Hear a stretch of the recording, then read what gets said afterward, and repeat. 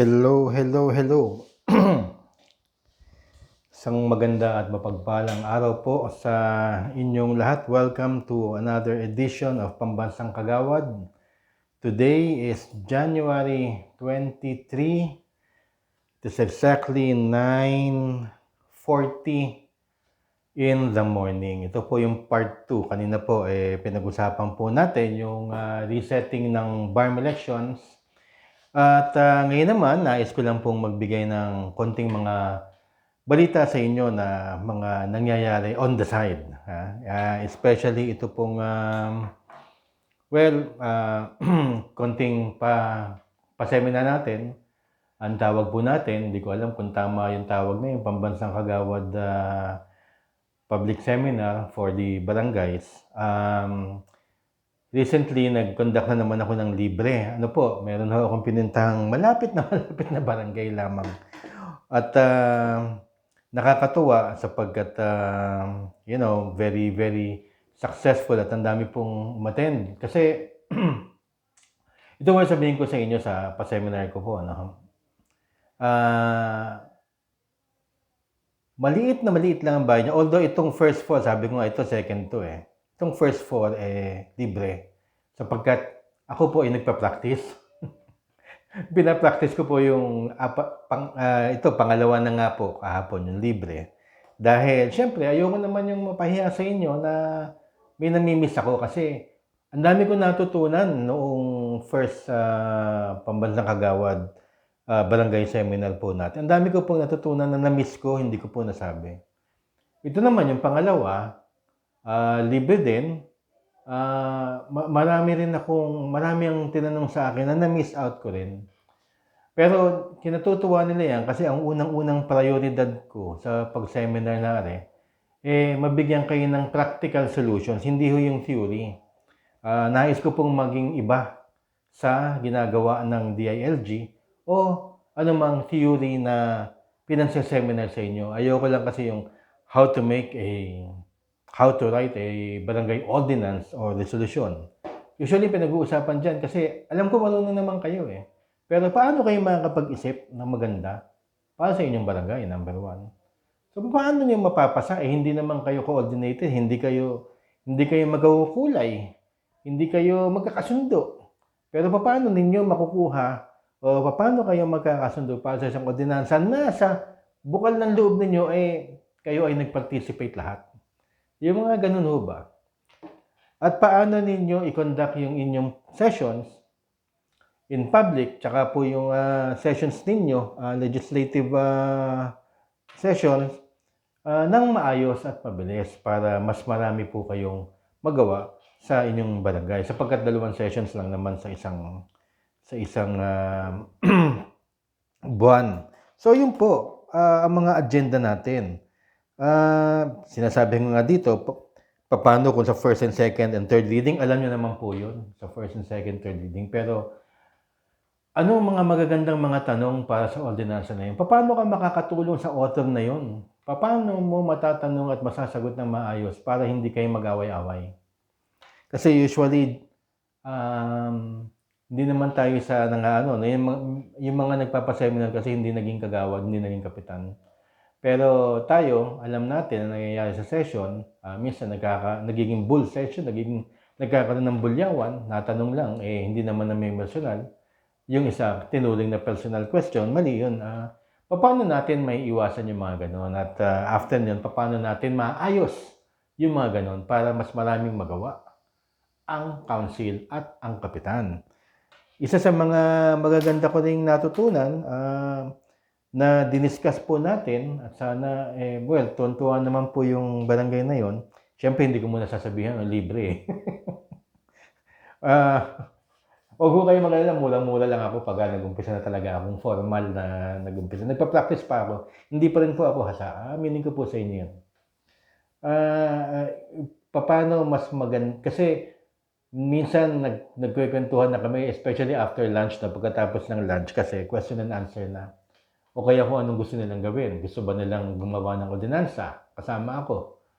Gusto ba nilang gumawa ng resolution? Si Cap, merong nais na sabihin sa kanyang sa kanyang council. Oh, doon mismo na nagsasabihan. Tapos sabihin ni Kana, sa tingin mo, Kagawad Butch, syempre, with all respect, sasabihin ko po na, oh, tama po yan, ganito, ganyan, ganyan nga yung... Kasi, ang problema kasi, number one sa barangay, at hindi alam ng mga botante at ng mga kabarangay ninyo, akala nila, magkakakilala kayo at close kayo. Yun ang number one. Kasi, pag ikaw tumakbo at meron kang team, at yan ang kapitan mo, tinuturing mo siyang ama, ang mga kapatid mo yung mga... Hindi naman talaga kayo magkakakilala eh. Pagdating ninyo, nakaupo kayong 3 taon, lumalabas ang mga ugali ninyo eh. Kasi nakaupo na kayo, relax na kayo, di ba? So nakikilala mo, ito pala ganito, ito pala hindi mo pwedeng biruin, no? Ito sensitive, ito ganito, ganyan, makulay pa rin, politika. Yun po hindi naiintindihan ng taong bayan. Akala nila, pagkat magkatabi kayo sa upuan, o tumakbo ka kasama si Kap at nanalo kayong dalawa, akala nila i-close kayo. Hindi. So nagkakakilalanan, paano nyo ngayon mapapabilis yung proseso na yon? Or pwede nyo bang ipansantabi muna lahat yun? At pagdating ng twice a month na session lang naman, magkapagtrabaho tayo ng maayos. Yun ho yung ating pong mga tinututukan sa Pambansang Kagawad Seminar. And wag ho kayong mag-alala dahil mura lang naman yan pagka nag-umpisa na. Nahihiya nga ako, namumurahan ako sa sarili ko pero nahihiya naman ako maningil ng mataas. Kasi ang para sa akin, ang knowledge, dapat sinishare. Pero sa pag-share na yun, nais ko rin naman kumita at kailangan busugan siya natin. Kasi meron tayong binabayaran pang gasolina, pagpunta doon yung pagod, at saka yung preparation naman natin, at saka yung experience din naman natin bilang isang host ng the number 1 Barangay Affairs TV show in the country. So, bagamat mura, hopefully ma-impart ko yung konting knowledge natin tsaka natutunan natin kay Kap Dondon at kay Kags May at kay SK May. Ma-impart ko po sa inyo. Yun na po doon po ako nagko-concentrate kasi pagka sa show, napapansin ninyo, ang dami pa ring tanong. Pagka po dito sa vlog, ang dami pa ring tanong sa mga comment section. Ayun, nandun ako mismo in the flesh. Naandun po ako, haharap po ako mismo kahit na pangit kayo sa akin. Haharap po ako doon at kung anong nais ninyong itanong ay pwede. Ito lang po ha. Ito ang sinasabi ko lagi pagka halimbawa nagpapaseminar ako. Unang-una sa lahat, habang nagsasalita ako, habang may dinidiscuss ako, at anytime, pwede kayong mag-raise ng hand, tanungin niyo ako. Hindi ko po yung tuturing na istorbo. Kasi kinakailangan natin sabay-sabay na matutoy. Kaya anytime pwede niyo ako istorbohin habang sa setup. Yes, sasagutin ko kagad yung tanong para hindi kayo nanguhuli. Okay. Kahit wala pa tayo sa question and answer portion ng after lunch. Okay. Number 2, ang isang kong rule, hindi ako sumasagot sa mga tanong na paano kasuhan si Kap o paano kasuhan si Kagawad. Hindi ako nagpunta sa barangay ninyo para pag-awahin ko kayo o kaya pag-discuss ng mga kasuhan. Hindi po ako ganong klaseng tao. Ang nais ko po ay kayo ay magkaroon ng cooperation sa sarili ninyo. At habang nakaupo kayo, magkaroon kayo ng record of performance. Pagharap na ng November 2, sasabihin ko sa inyo, lahat kayo nakapagpasa ng batas, ng ordinansa, at lahat kayo makakatulong kay Kapitan. At yung paano umiwas ng away, friction, sagutan, matututo po kayo. And kung paano palakasin ng maganda ang inyong mga komite na hinahawak, kasama ang inyong kapitan, ang presiding officer. Paano po? Yun po ang mga nais kong i-discuss. And hopefully, na-discuss ko po itong first 2 na libre. Natuwa naman po sa atin. Natatanong pa ako sa love life. Okay rin, sinagot ko rin. At ako din, nagtatanong sa mga kagawad, tsaka sa mga kapitan. Marami rin po ako natutunan. Hindi ko lang sila mabanggit as of this time kasi balak nilang magpa-isa pang seminar na sabi ko this time may bayad naman po. No, pero wag ho kayong mag-alala, murang-mura lang po si Pambansang Kagawad. Diyos ko po, nakakahiya ang presyo ko. Ay, isa nga pala, kasi kahapon, noong pong una, kung seminar, nandun lang po kami sa maliit na session hall, kami lang. Pero may sumisilip, kung pwede raw makinig, sabi ko, yes, pwede makinig. Kasi ang bayad naman yung council. Pero kung sino gusto makinig, walang problema. Para tayong public hearing, ano. Tinatanong ako nung iba, "Kags, hindi naman di aircon yung kwarto namin." Okay lang yun, walang problema sa akin. Dumarating naman ako naka-t-shirt, naka-shorts, you know. Kagawad, maliit lang kwarto, kaya doon tayo sa basketball court, walang problema. Kagawad, bayad kaming council, pero ang manonood sa'yo, siguro mga 30, wala ring problema po yun. Hindi po tayo stricto dyan. Ang sa akin lang, we start at, darating po sana tayo doon ng alas 8. We start at 8:30, lunch.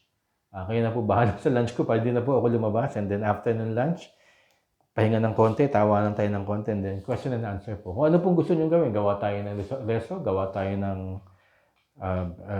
isolbahan natin ang isang problema ng barangay ninyo, pero ayokong gumawa niya nakakaya naman sa kapitan, ano. Resolbahan natin kung paano natin mapapapirma lahat sa isang ordinance. Mga ganun, mga question and answer po. And then after that, at 3 o'clock, tapos na po yung seminar. And hopefully, kung satisfied kayo, pwede naman akong bumalik at imbitahin niyo ulit. So, yun po, natutuwa lang po ako. So, yung first 2, libre. Meron pa akong next 2. At ito nga pala, tinatanong ako sa probinsya. Tinatanong na ako sa probinsya kung pwede ka lang pumunta dito. May isa yata sa Bulacan. May isa sa, malayo. Yung isa, nakalimutan ko na. Sorsogon ba? Barangay sa Sorsogon. Anyway, wala pa po akong agenda sa probinsya. Dito ho muna. Kasi hindi ko alam paano Hindi, tsaka iba doon. Paano ako makakarating? Ako na naman mag-isa. Tsaka, ang aking pong malamang kasama ko yung aking girlfriend na magpipicture lamang sandali at aalagaan ako kasi alam nyo, ever since nung heart attack ko, marami akong gamot na iniinom. So, hindi ko pa po alam sa probinsya. Kung malapit po na probinsya, why not? Quezon, Batangas. Kaya lang ibang usapan dyan. Yung pa rin yung presyo ko, pero iba yung usapan sa kung nais ninyo ako mag-overnight, kahit sa bahay lang o sa garahe, wala akong problema sa akin yan. Ang importante kasi hindi ako napapagod masyado. Yun lang naman Dahil nga yung sa sakit natin sa puso. Marami pa akong sasabihin as we go along, kaya nga po nagpa-practice po ako. Wala pa naman akong agenda na kung sino yung next 2 barangay na mag-iimbita sa akin para mag-practice ako at pag-practice ako sila ng libre, Pero natutuwa naman sila at ako'y tuwan-tuwa at ewan ko, baka ito na yung maging buhay natin, ngayong taon. Of course, awa ng Diyos, nandiyan pa rin naman sa barangay tayo, tsaka Pambansang Kagawad, tsaka the 4th Estate. Kung namimiss nyo sila naman, dahil season break pa kami, balik-balikan nyo lang. Madami naman, nandun naman yun. Hindi naman tinatanggal. Kaya maraming salamat ulit dito sa part 2 na to. Binigyan nyo ako ng oras at hopefully magkita-kita tayo ng personal. Ma-avail ninyo yung Pambansang Kagawad Barangay Affairs Seminar. Thank you very much po. God bless po sa inyong lahat.